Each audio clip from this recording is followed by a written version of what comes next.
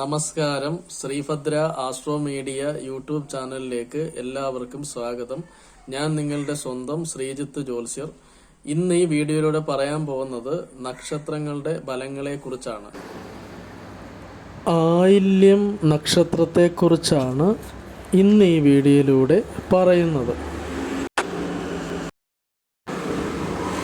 ക്ഷേത്ര കമ്മിറ്റികൾ, സാമുദായം, സംഘടന, രാഷ്ട്രീയം തുടങ്ങിയ മേഖലകളിൽ പ്രവർത്തിക്കാൻ ഇഷ്ടപ്പെടുകയും അതിൻ്റെയൊക്കെ നേതൃസ്ഥാനത്ത് എത്തുന്നവരുമായിരിക്കും.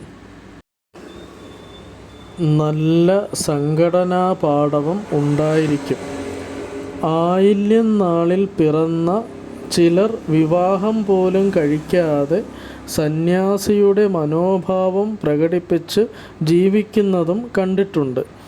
പൊതുവെ ആയില്യം നാളുകാർ വിവാഹത്തിൽ അമിത താൽപ്പര്യം കാണിക്കാറില്ല.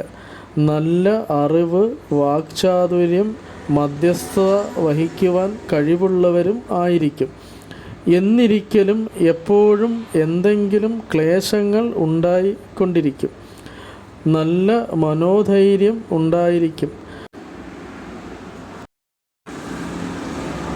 നയപരമായ രീതിയിൽ സംസാരിക്കുവാൻ കഴിവുള്ളവരാണ് ആയില്യം നക്ഷത്രക്കാർ.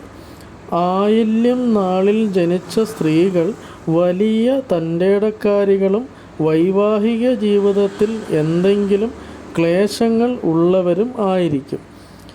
ഇതാണ് ആയില്യം നക്ഷത്രക്കാരുടെ പൊതുഫലങ്ങൾ.